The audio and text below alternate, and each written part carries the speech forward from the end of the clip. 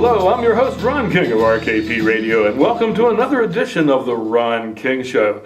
Today, we are pleased to have in our studios Dr. Kathleen Miller, founder and superintendent of First Love Christian Academy in Washington, Pennsylvania. Kathleen, welcome to our program. Thank you, Ron. I really appreciate you having me in tonight. Hey, it's always a pleasure to have a pretty lady like you in. Our producer, Jon Bauduin, and I always enjoy these type of programs. Well, I have a lot of fun at this too, so I really appreciate the time. Kathleen, to keep things straight here, you're not a take 2 aspirins and call me in the morning type of doctor, are you? No, I am not. Sometimes I'd like to be, but however, I have a doctoral in curriculum and instruction and from Indiana University, PA, so I am the educational type of doctor. Okay. Kathleen, we mentioned that you're from First Love Christian Academy. Could you tell us briefly what First Love Christian Academy is?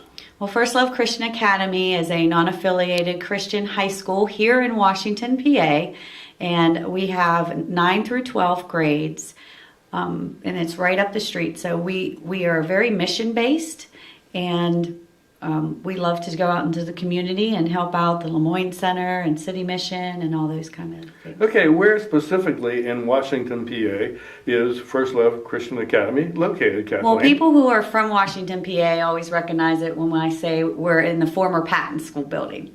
So we generally have people who stop by and will say that they went to school there, but we're 1.3 miles from the center of Washington. Very good. Kathleen, is First Love Christian Academy affiliated with or funded by any particular church or organization? No, it is not. Although we have some churches and organizations who will from time to time send donations, we are non-affiliated by any organization. Okay. How long has First Love Christian Academy been in operation now, Kathleen? Well, we've been in operation for 10 years.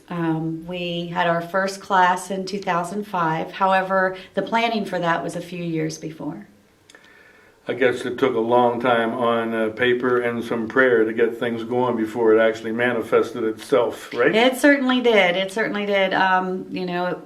First thing we did was develop the curriculum. We had a brainstorm. If God were to build a school, what would it look like? And we just took everything that we know now in education, we set it aside, and we just started from scratch. Okay, I guess he thought it would look a lot like Patton School. Yeah, I guess he did. From the very beginning, I knew that it was supposed to be in Washington, PA, and I really didn't understand why that location was so important, but now that we are here and we are accessible from 11 different school districts at the moment, we have busing available, now I totally understand. Mm-hmm. Kathleen, I know you've been in education for most of your adult life. Could you give us a brief summary of your teaching background?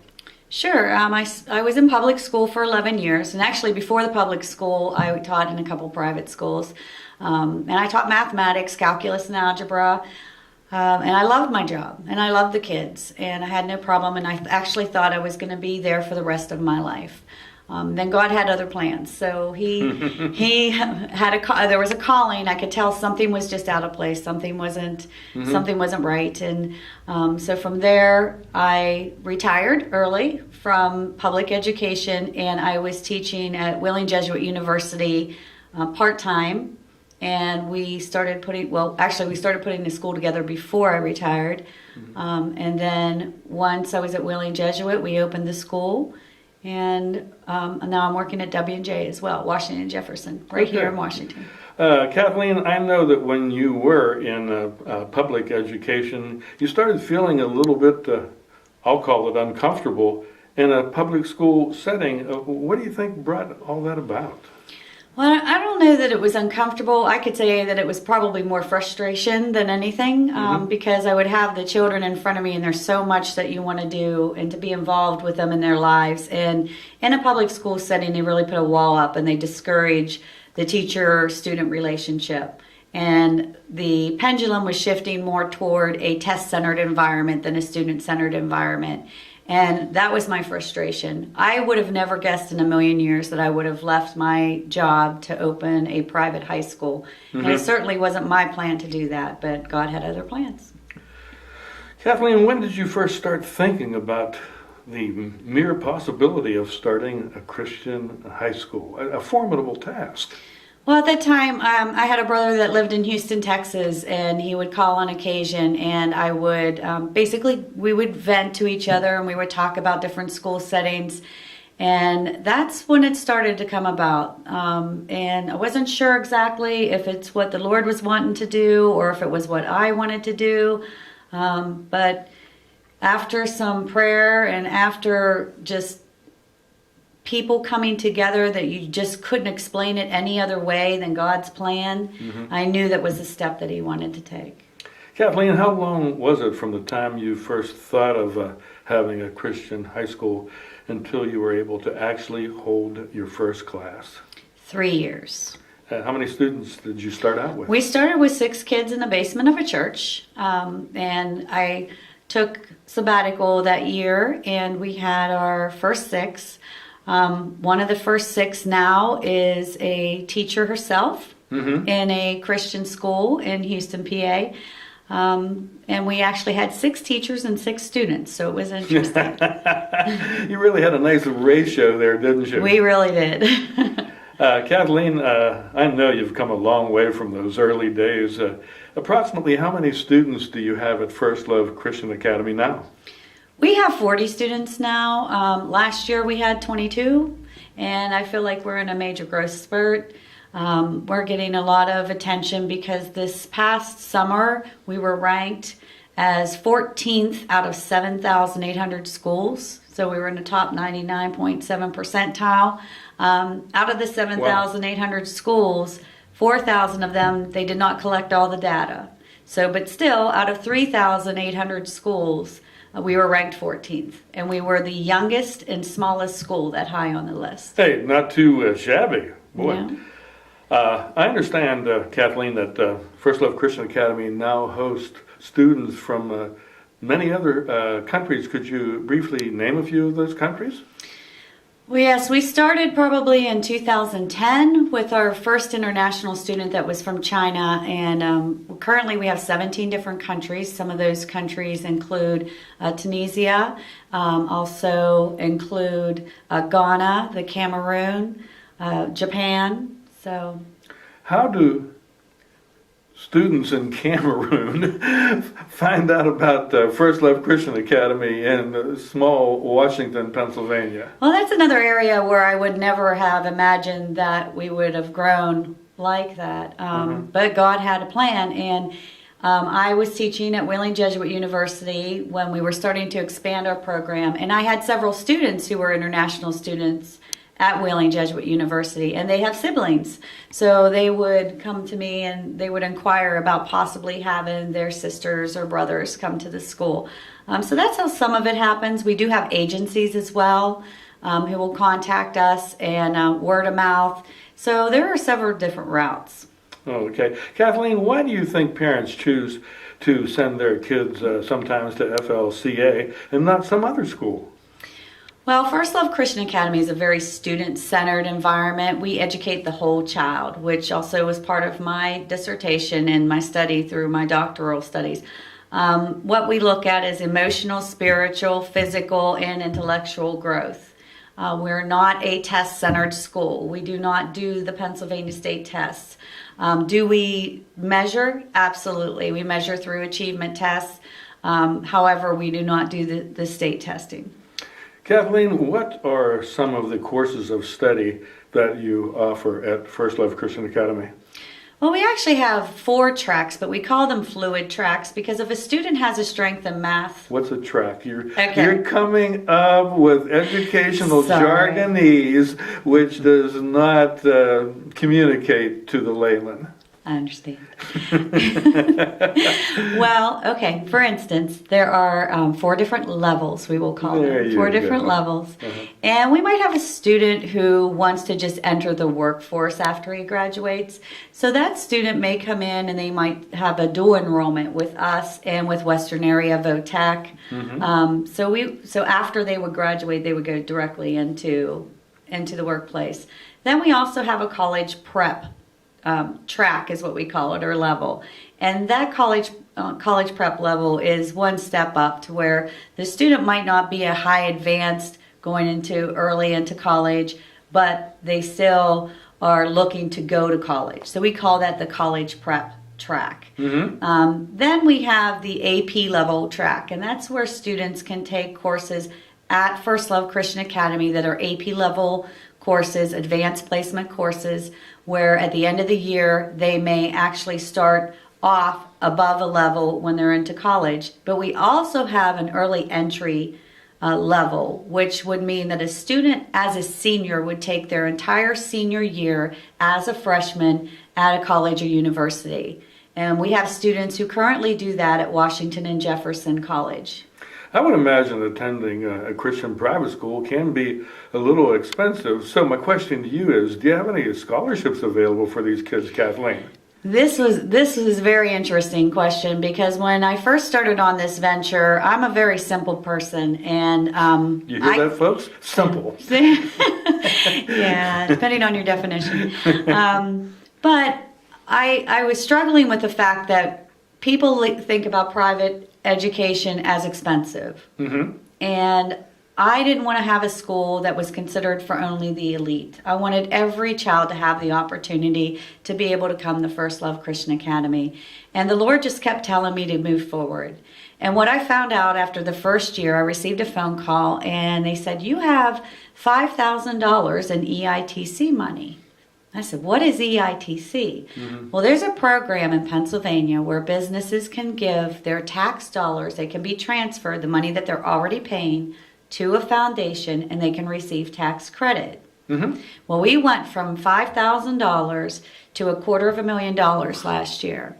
So that's how most of our students come to First Love. Now you might think, what's the income level for that? Well, the state sets the income level, and for each family they have to make below $75,000 plus $15,000 per child. Okay. So if you have one child and you make under $90,000, you're eligible for that financial aid money. Oh, that is excellent. Kathleen, any mission opportunities at First Love Christian Academy? Well, that was the second part. My heart has always been to helping people in missions, and I've worked with teenagers for 25 years, and the teenagers have a sense of looking inward, looking to themselves.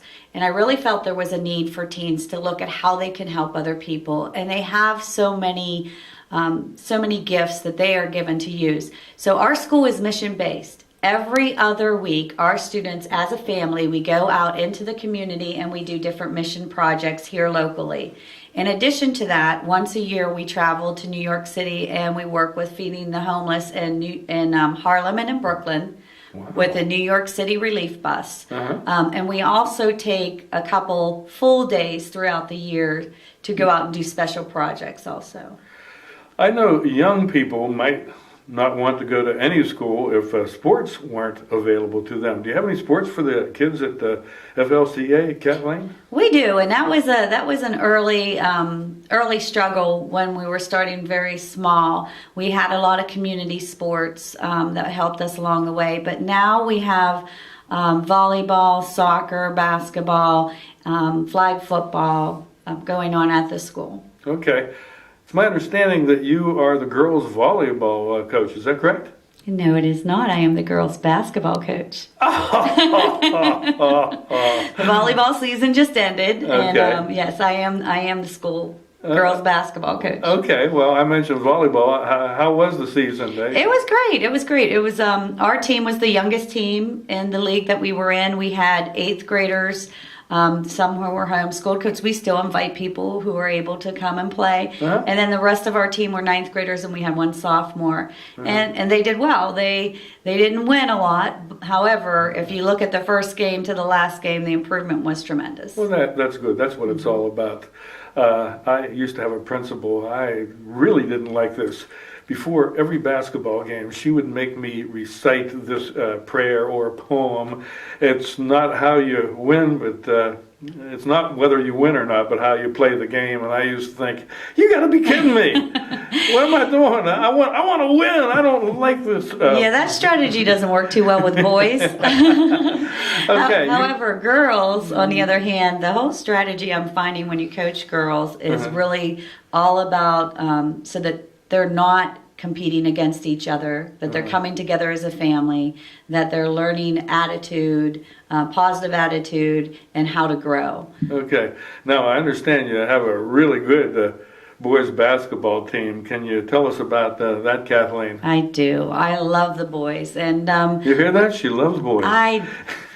I love my boys. They call me their American mama. A lot of them are from different countries. We have 12 boys, and they all live together in one house called the Joseph House. Which the is, animal house. No, the Joseph House. It's right down the street. And I will tell you that I actually just stopped in before I came up here, and anytime I just pop in, they know they have the first floor as common areas. Anybody can pop in anytime. And they're either studying, doing dishes, or cleaning the house. Or playing video games. Sometimes, yeah. It's usually basketball video games. Yeah. However, they are very talented basketball players, and the reason that they're only doing those things when they're at home is they have at least 2 practices every day, sometimes 3. Wow. And they've already played a lot of the local Quad A schools and have been victorious. Okay. Are they winning most of their games? Yes. They have won every game. I think they've played 10 games. They've lost 1 in overtime.